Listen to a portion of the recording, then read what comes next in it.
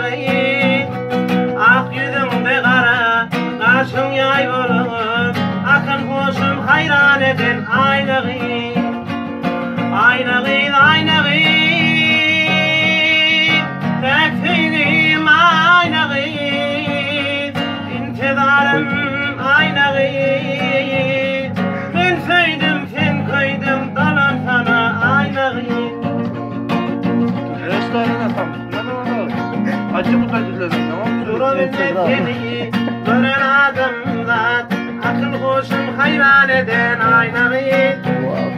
ak yüzünde kara kaşın yay olayım akıl hoşum hayran eden aynağı Çanta aklına sap şarası girmeyelim diyor. ben bilmedim konuşmadım ama işte yaras hadi kadın verdim geçen okmun skordu kurtarmadı ellaltın uğraşmadım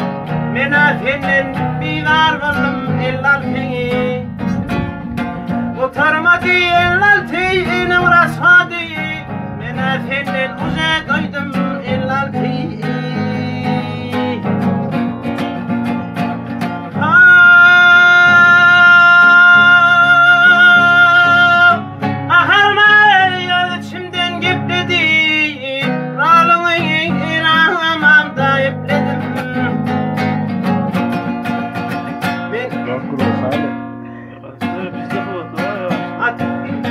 Ateş onu yak yayladım alıptı anan sonra bulmasın açıp yılıp beni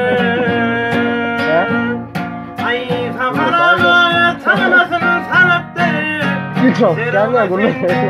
bir dar oğlum 56 ay devacemden babine varın çöpledi sen onu fin öte koyun 56